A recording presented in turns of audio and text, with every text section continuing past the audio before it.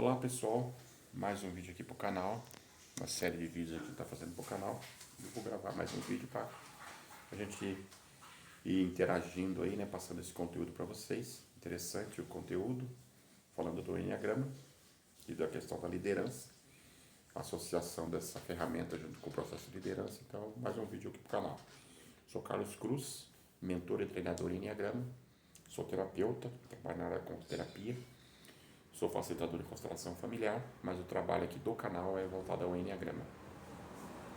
Eu estou criando o desenvolvimento do canal para que a gente trabalhe com o Enneagrama como ferramenta base e levando aí para o processo dos líderes, né, da liderança para liderança de empresa, para liderança de uma forma em geral, para liderança para a vida.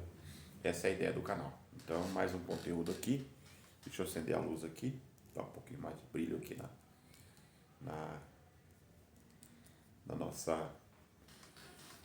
no nosso vídeo, e aí vamos partir para isso então. Muito bem. Eu tenho lá no canal a série dos vídeos, se vocês olharem a mandala do Enneagrama, está aqui em cima. Nós temos aí os 9 pontos do Enneagrama. Eu estou falando nessa série de vídeos os 9 tipos de liderança, né? De acordo com cada perfil. Eu já falei do líder 8, já falei do líder 9 e falei do líder 1. O último vídeo lá do canal é o líder 1. Se você tiver alguma dúvida, vai lá.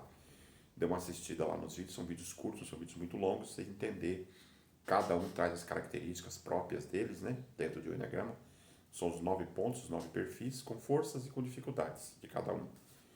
E isso vai reverberar na liderança de cada um, né.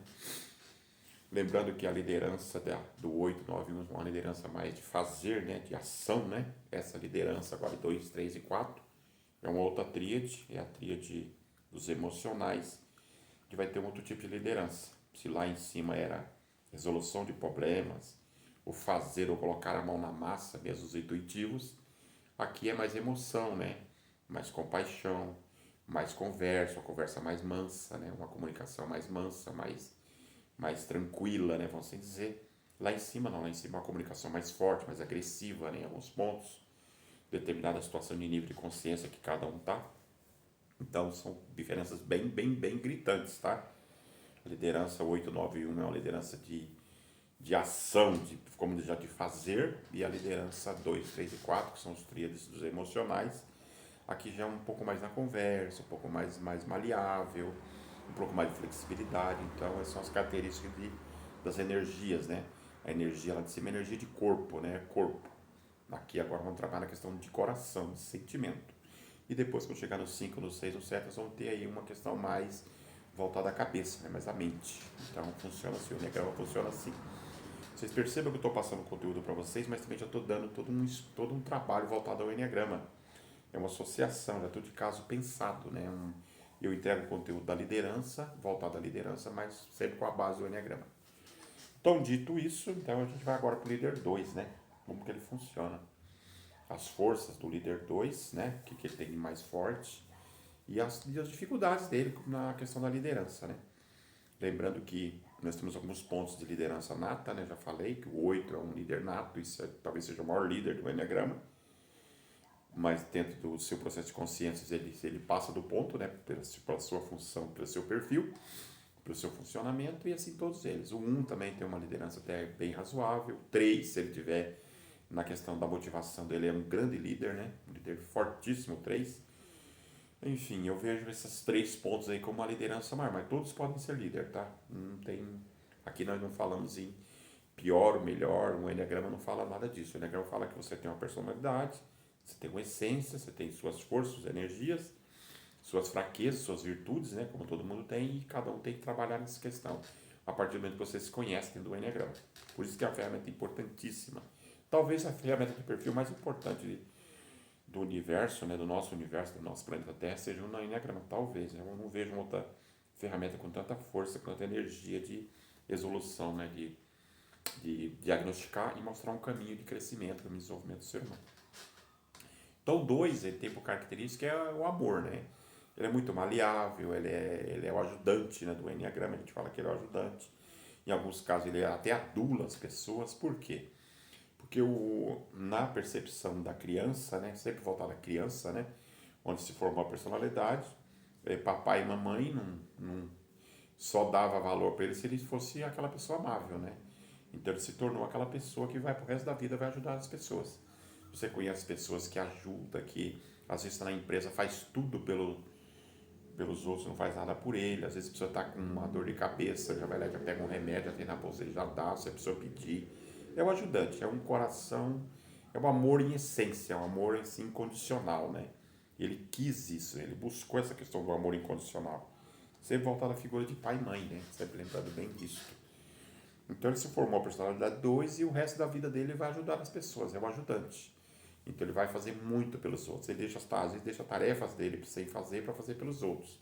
Ele é muito, ele adula muito, ele ajuda muitas pessoas. E ele espera também dos outros que quando ele precisar também as pessoas ajudem ele.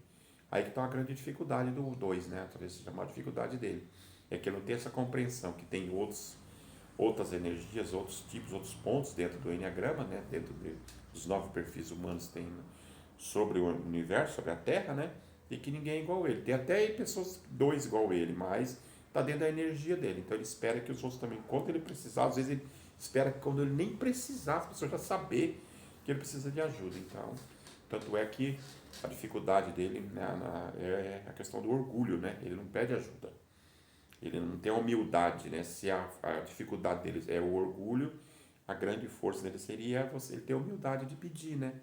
De se colocar em que o ser humano, todos nós precisamos de ajuda, nós somos uma ilha, ninguém é uma ilha, né? E o 2 ele se sente isso, ele sente que ele sabe tudo, ele dentro de uma empresa, quando ele chega, ele comanda assim, ele já começa, ele é muito amoroso, ele é muito maleável, ele é muito flexível, ele é de boa conversa, ele se tiver numa energia assim, voltando aos instintos, se ele for um instinto sexual, ele faz uma conexão muito rápida com as pessoas, porque ele é o amor, né? Então ele busca isso, né? Ele vai agradando as pessoas, ele faz todo um caminho de agradar, de agregar suas questões para ele. E ele chega, ele conhece as pessoas, se você tem uma conexão forte, o 2 ele realmente é uma pessoa de muita conexão. Porque ele usa isso o tempo inteiro, é a personalidade dele, né? Então ele vai ser um líder a mesma, vai trazer características para a liderança, quando ele se tornar líder, né? Que vai ter essas características, esse é um fato. Não tem como não ser. Essa é a questão. Por quê? Porque ele traz isso dentro dele. Então, o que ele precisa fazer? Aí ele vai ser um líder que vai ter dificuldade de tomar decisões. Na hora de às vezes, dispensar um funcionário por algum motivo, ele vai ter dificuldades, porque ele vai pensar sempre no outro. Ele não vai dar, por exemplo, ordens claras e objetivas, não tem impulso firme, porque ele é muito amoroso, ele é muito compassivo, entendeu? Então, às vezes ele vai perder a mão com a equipe vai pensar que ele não tem, a liderança dele é muito fraca, ele tem dificuldades sérias dentro dessa liderança. Então, o que ele precisa fazer? Ele precisa buscar em outros pontos, como todos nós, né, todos os outros líderes, vai ter que buscar dentro dos outros pontos do diagrama as forças e energias que tem lá para poder usar uma liderança. A liderança compassiva, de compaixão, de amorosidade é boa? É claro que sim, sem dúvida nenhuma. Numa gestão de conflitos, por exemplo, ele não vai ter muito problema com isso. Por quê? Porque ele é uma pessoa que agrega, uma pessoa de compaixão, uma pessoa que tem uma amorosidade muito forte nele, ele tem uma força muito grande de comunicação, nessa questão de acalmar as pessoas, de dar amor às pessoas, isso realmente é uma coisa muito importante. Mas, por outro lado, ele perde a mão, né? Ele perde a mão porque ele não vai tomar decisão, ele não vai ser solitário, né? E um líder, normalmente, é um líder que ele vai se tornar solitário, as decisões são muito individuais de um líder, né? Então, ele tem essa dificuldade porque ele não lida bem com a solidão. Ele é um amor, né? Ele quer estar junto com pessoas, ele quer ele quer fazer parte, né?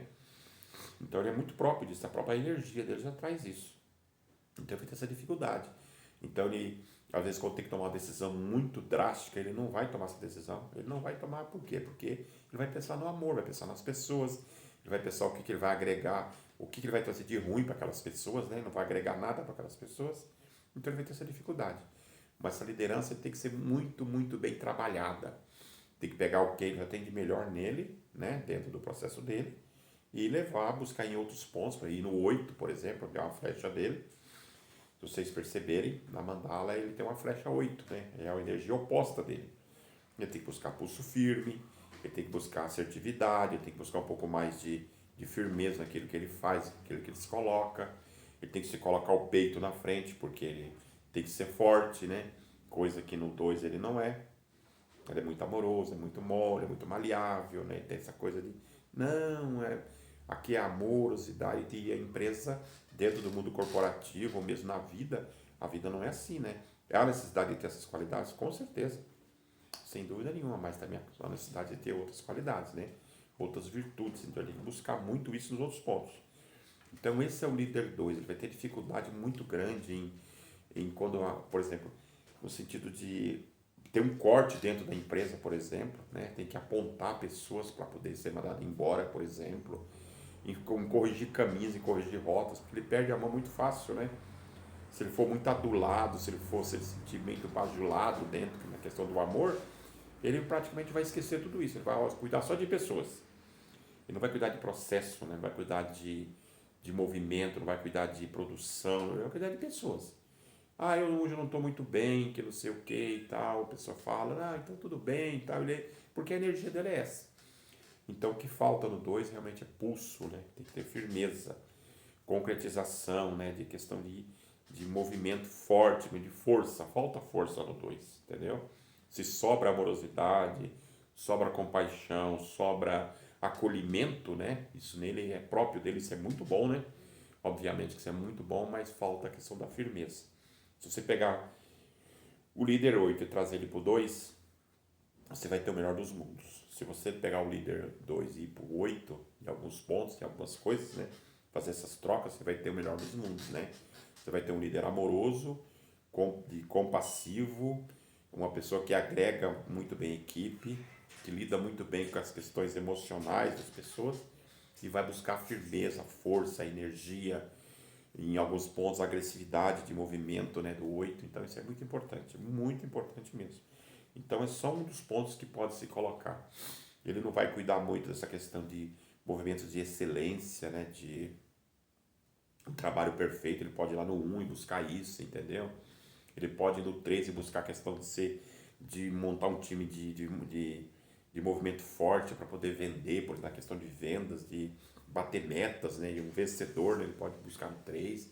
Ele pode buscar um pouco mais na análise pessoal dele, o 5, né? Mais analítico, mais pensativo, mais cuidadoso com essa questão de tomar decisões, em estudar um pouco mais os processos, né? Em vez de estar estudando e olhando muito para as pessoas. Então, esse é o líder 2. Então, eu falei um pouquinho hoje do líder 2. Espero que vocês tenham gostado do conteúdo, um conteúdo para vocês. Eu vou fechar as 3 tríades do Enneagrama, voltar das 3 tríades, né? A tríade, já fechei uma tríade, estou iniciando a tríade hoje. Quando chegar na última tríade, lá no 7, né? Que a gente fechar a tríade dos mentais, eu vou começar a buscar mais processo para líder mesmo, né? Trabalho mais liderança mesmo com a ferramenta do Enneagrama e vou começar a mostrar para vocês os cursos, né? Aquilo que eu tenho para oferecer para vocês na área do Enneagrama como uma ferramenta para vocês se aprimorarem. Quem tiver interesse, é só buscar lá no meu canal. Quem não me segue aí nas minhas redes sociais, busca lá Carlos Cruz Terapeuta, que está lá, né? Carlos Cruz Terapias, está lá no Instagram e vocês têm bastante conteúdo lá também.